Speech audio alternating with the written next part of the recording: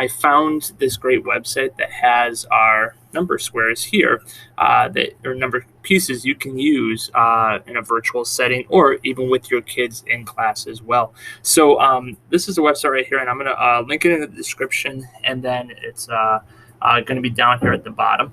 And basically, when you go on here, it brings you right here. There's no ads, nothing like that. And you're going to see up at the top left, we have our number blocks here. We have them in the ones, the tens, and the hundreds. Now, even just here, you have two options. You can make it so they are all yellow, or if you click right here, you can make them so they are yellow, green, and red. I would suggest using this mode just because it makes it a little bit easier with identifying what place those are in. But also, you're going to see later on, it also plays a role in when we are borrowing or adding and needing to combine some. So how you basically use it is you would just drag these out.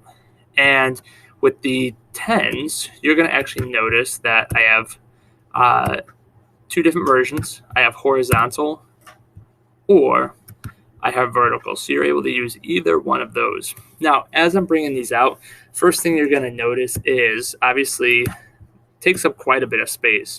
So if I actually go down here to the magnifying glass and click this, it will zoom out for me. So now I can see, if I am dealing with some larger numbers, I now have plenty of space here for that. So the next thing I wanted to talk to you about was some of these tools down here at the bottom. So first things first, I'm just going to start over here on the left. And this right here is actually how you can clear the entire board. So if I click that, are you sure you want to clear your work? Yes. And I can go ahead and do that simply by clicking that.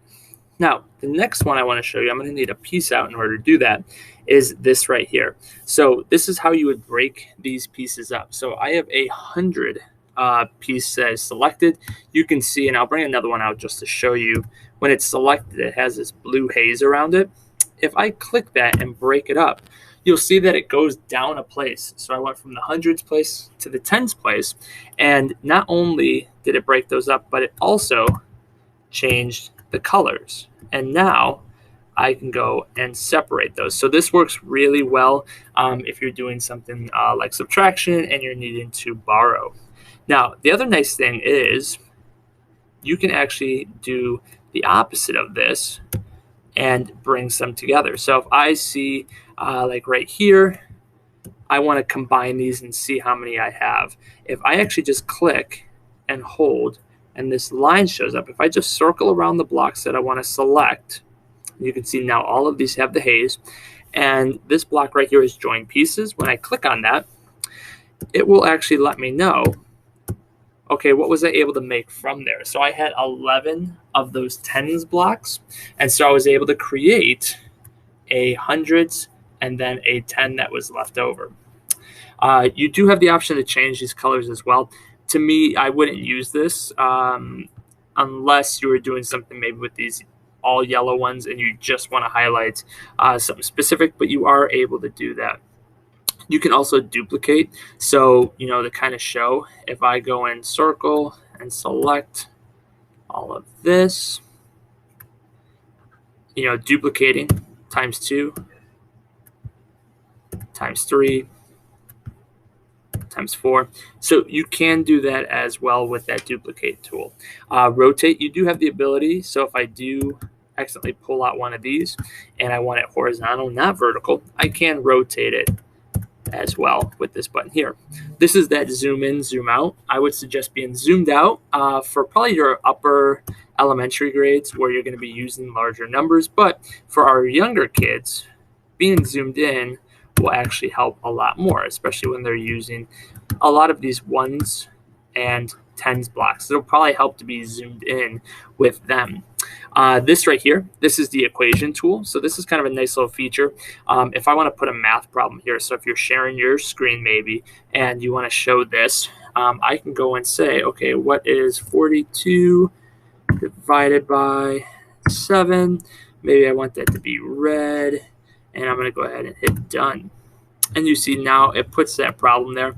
I can make it larger in size by clicking the larger A, or if I click the smaller A, I can shrink that. If I double click on there, it will bring this back up, and you can see I have other symbols besides add, subtract, multiply, and divide. I have less than, greater than, less than or equal to, greater than or equal to. So you have all these different options that you can add on. And as you can see, if I said, oh, I forgot the equal sign, I could always add that on. The text box is similar. I could put a problem in here. So if I had something like, 7 plus 2, I could put that in, but maybe I just want to write solve. And now you can see I'm able to put that right above there.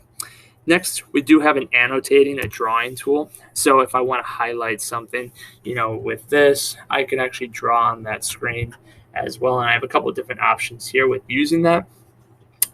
This right here, which is the garbage can, is actually if I want to just delete a small part of what's on the screen as opposed to clearing everything.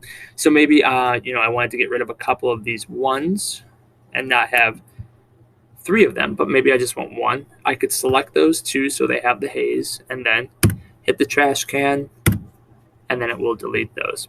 So you do have these options with this site.